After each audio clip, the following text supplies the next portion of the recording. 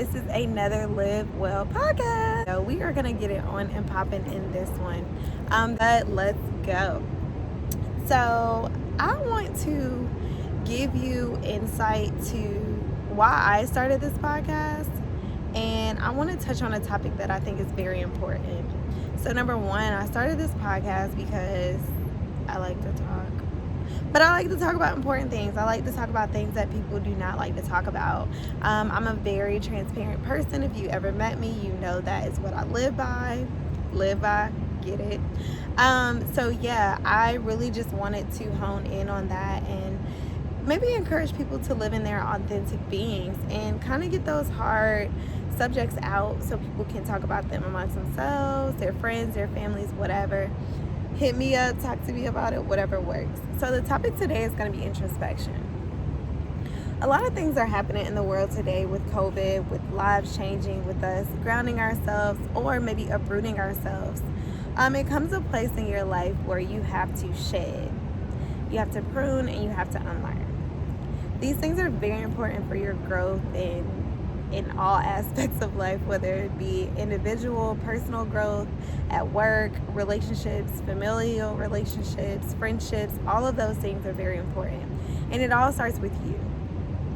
I'm encouraging you to be introspective in this season. Being is, the more introspective you are, the more you learn about yourself. The better you learn yourself, the better you're able to connect and grow and thrive with other beings.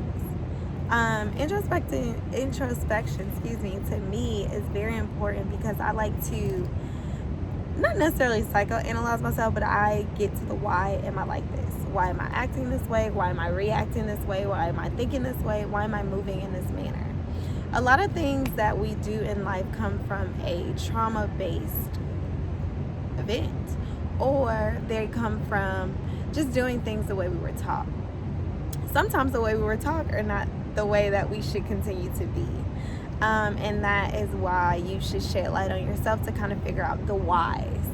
A lot of times I dig deep on if I'm reacting on a situation a certain way that I know is not of me, and I can try to pinpoint where that's coming from. I do recommend therapy 100%. However, sometimes you know you best. So it's important while you're sitting, you can journal, you can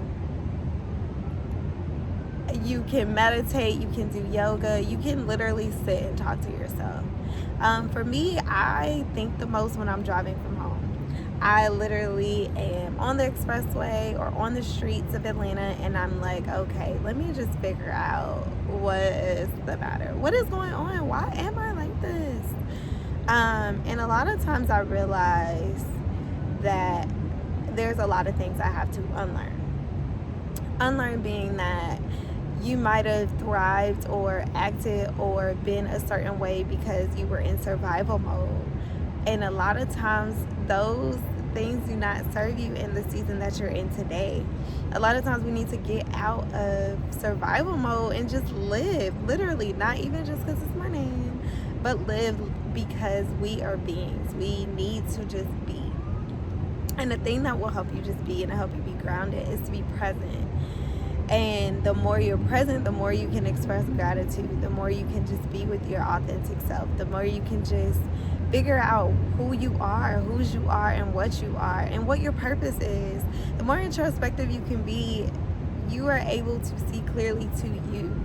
It's like seeing your inner self. So like, you know how you look at the mirror and you're like, oh, I like you today, or oh, you know, this outfit is popping, or oh, seeing the shell of you.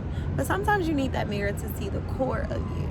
You need to see what you like, what you don't like, what's morally right to you, what's immoral to you, what you are fond of and what you loathe. These things are very important because they help shape who you are and how you act.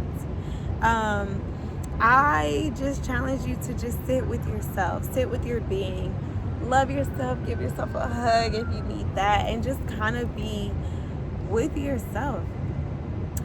Introspection is a powerful tool because then you're able to just move differently. You're able to say, okay, this is who I am. And the more and the quicker you accept who you are, other people are able to gravitate towards you genuinely, and you're able to show that off genuinely.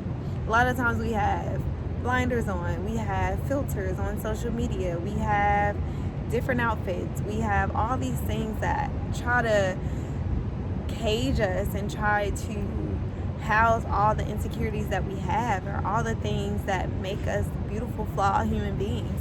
We're all flawed. I often joke with like my male best friend. I'm like, you know what? We're all screwed, to be honest. And the quicker we realize we're all kind of messed up, the better life will be, right? Like, you don't have to be this person that has all these things and acts in a certain way. All you have to do is literally be you. That's it. I kind of attract a lot of people and vibe with a lot of people because I am me. Literally, I'm loud, I'm late often, I positive, I'm optimistic, I'm just on the move all the time, I'm super speedy, like, let's get it done, let's go. And that kind of can turn people off, but a lot of people kind of vibe with it, and they're kind of like, how do you do all of this? How It's a common question. And I don't know, it's just who God made me to be. That's who I am authentically. And a lot of times I was trying to perform or have these filters up and things like that, and it wasn't working for me because it wasn't me. I was recently kind of in a situation with a young man, and I felt like I was a shell of myself. I was appeasing him and trying to be these things that were not of me, and it was very energetically draining. It was draining, okay? It was draining. I was not myself, and I didn't realize till I was out of it who I was and what had happened to me. And a lot of times we had to get out of situations and then look back with the objective view and say, that is not of me, and I don't want to be that person, and I don't want to do those things. Not that I was doing crazy things, but I just wasn't being me. I wasn't showing up as me. I was trying to seek validation and play a role that I didn't want to play, okay? It was like I was cast for a play for a part I really didn't want. And when things were over with him, it was great for me because I didn't feel like a quitter. And after that ended, I had to look back and say, you know, Liv, that wasn't popping. You know what I'm saying? That wasn't who you were. That wasn't who you want to be. That's not who you align with. That's not what you align with. And now I'm just freer. I'm just happier. I'm just me. And I don't feel the need to prove my worth to anyone. I can show up as me and be enough. You are enough. You can show up as you all the time and be authentically you. You don't owe anybody anything other than who you are. So again, I challenge you to be introspective, to figure out who you are. Show up as that, be that, live in that, speak in that, love in that, and know that that is enough. That is more than enough, honestly, because a lot of people don't give that. I always find it funny when I observe people a lot, and I'm like, that's not who you are. But you know, you can't tell people that. They have to figure that out themselves. And I appreciate when my friends bring things to me and they're like, that's out of your character. And I do that with my friends too.